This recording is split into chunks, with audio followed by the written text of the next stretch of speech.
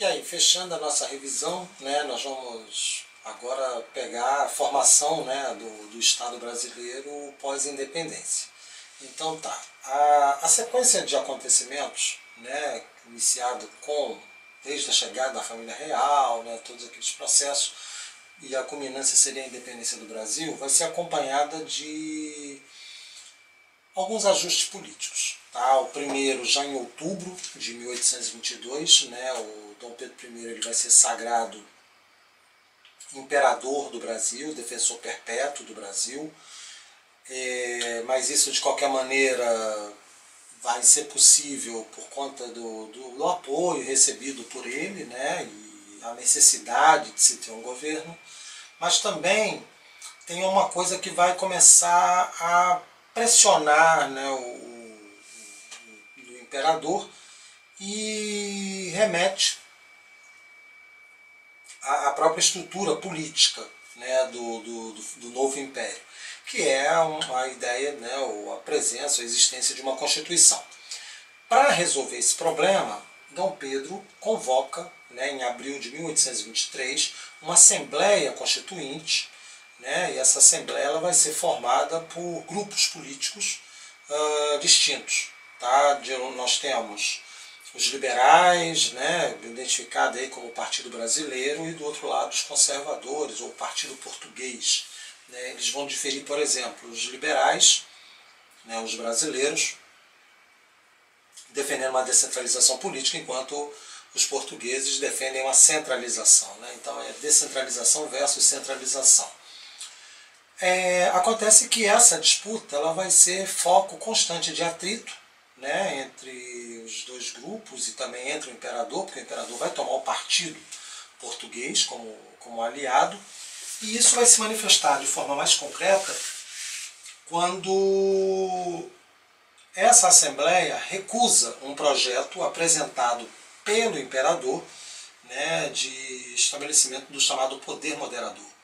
Tá? Então isso vai ser uma queda de braços muito forte, né, muito grande entre os dois grupos, entre o imperador e os liberais, né, os brasileiros, porque o poder moderador dava ao imperador a prerrogativa de poder agir, né, ou de arbitrar as disputas entre o legislativo e o executivo.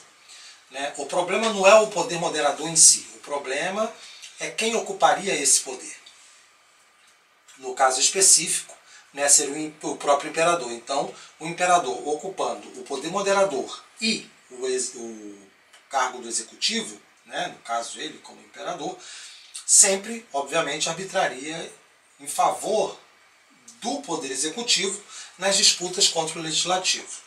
Então, essa queda de braços vai resultar mais tarde na dissolução da Assembleia, né, naquilo que se conheceu como Noite da Agonia, em novembro de 1823.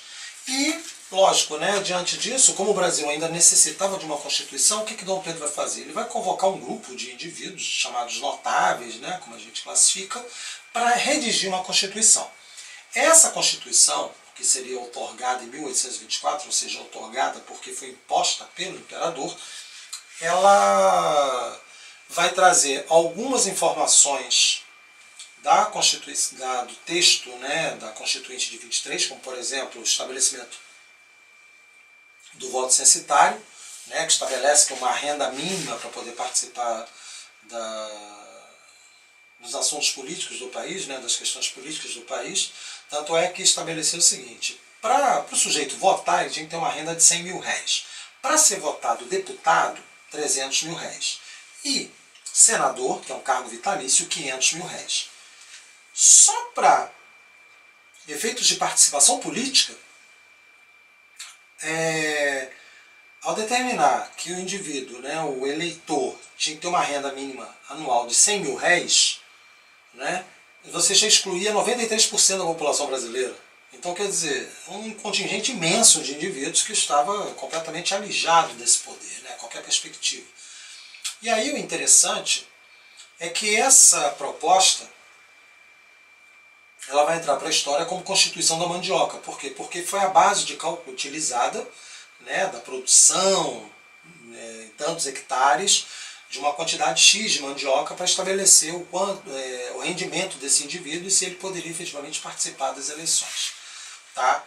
Aí você tem outras características dessa Constituição, como por exemplo, o estabelecimento do catolicismo como religião oficial do Brasil. Então significa que Dom Pedro admite a liberdade de culto, mas essa liberdade de culto não pode ser externalizada, é um culto privado.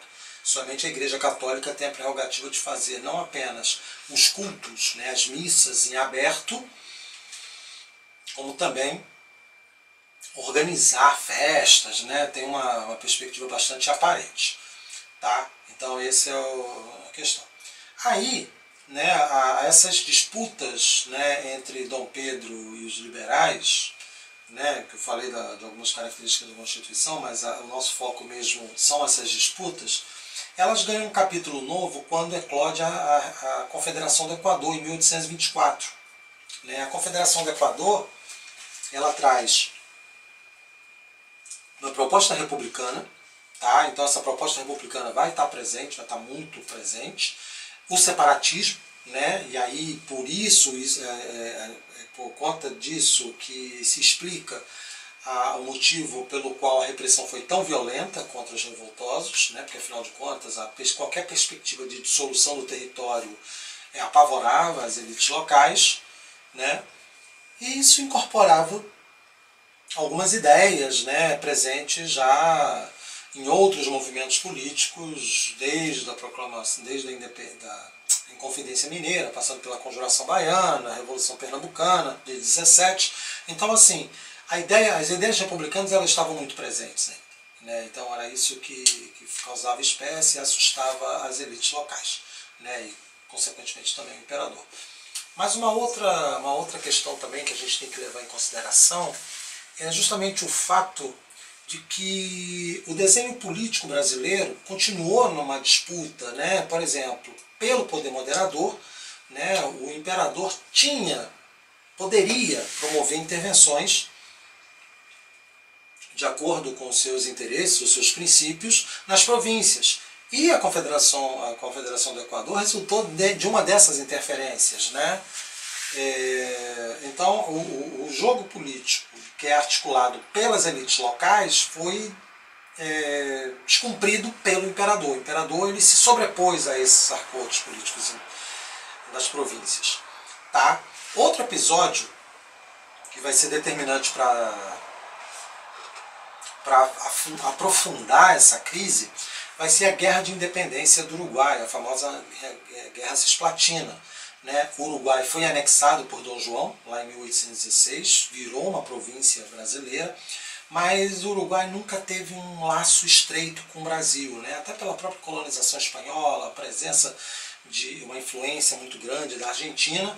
Né? E aí o que vai acontecer? A Argentina vai usar dessa influência para tentar enfraquecer o Brasil, apoiando os independentistas uruguaios. Né? Então essa guerra vai durar aí 3 anos. Né, o resultado vai ser a independência do Uruguai, o Uruguai torna-se independente, e o problema é que como o Brasil não tinha exército, teve que recorrer aos serviços de tropas de mercenários. Esse foi o maior problema. Por quê? Porque mercenário quer ser pago. Né? Então o Brasil já tinha uma dívida, né, de indenização paga a Portugal por conta da independência, agora tem uma dívida da guerra, né, perda de território. Isso vai minando cada vez mais a figura de Dom Pedro I, né, diante da população. Quando eu falo população, estou me referindo àqueles que podem participar politicamente. Tá? Sempre enfatizem isso. Nunca abandone a perspectiva que a política era para poucos no Brasil. Não existia um conceito de democracia, né, esse sentido de participação popular efetiva. E aí, né, essa situação ela vai azedando cada vez mais, né? Uma outra situação que vai, como é que eu diria, empurrar cada vez mais Dom Pedro rumo à abdicação vai ser o assassinato do jornalista Líbero Badaró, um defensor do pensamento liberal em São Paulo, assassinato esse atribuído, né, a Dom Pedro I, falo assim, atribuído como se ele fosse o mandante do assassinato, e isso fez com que os liberais se enfurecessem ainda mais, né? Aí, para evitar, né, para tentar minimizar os efeitos desse desgaste, os aliados de Dom Pedro sugeriram que ele fizesse uma viagem às Minas Gerais. A viagem foi feita. O problema é que, ao chegar às Minas Gerais, a recepção ao imperador foi muito fria, né? Os mineiros se recusaram, inclusive, a abrir janela, colocaram panos nas janelas, né? Panos da cor preta nas janelas, para indicar a sua insatisfação com o imperador. Isso o deixou, não vou dizer abatido, né? Mas aumentou a sua convicção de que o seu tempo no Brasil estava acabando. Né? Então, quer dizer, houve um namoro intenso, um casamento intenso, mas o divórcio também foi igualmente intenso. Né? Na volta ao Rio de Janeiro, nós temos a famosa Noite das Garrafadas, né? Ou seja, os liberais, como é que se diz, organizaram uma espécie de emboscada aos partidários do imperador. Né? Então, cacos de garrafa foram atirados, né, sistematicamente sobre os apoiadores do imperador. E, né, chega que em abril de 1831, né, diante de tantas pressões, tantos fracassos, tantos problemas, Dom Pedro I decide pela abdicação em favor de seu filho Pedro de Alcântara, que naquele momento não poderia assumir o trono, até por questões presentes, né, uma lei que constava na Constituição que determinava que o herdeiro do trono só poderia assumir o trono com a idade de 21 anos. Como Dom Pedro, né, Pedro de Alcântara só tinha 5, então teve que esperar mais 16 anos para poder chegar e assumir o trono, pelo menos pela Constituição. E aí, nesse intervalo, né, que nós já sabemos, nós temos o período regencial. Gente, espero que vocês tenham gostado dessa revisão. Dúvidas, podem fazer perguntas na nossa aula, né, mandem mensagens, que eu terei o prazer imenso em respondê-los. Um beijo grande para todos e até a próxima.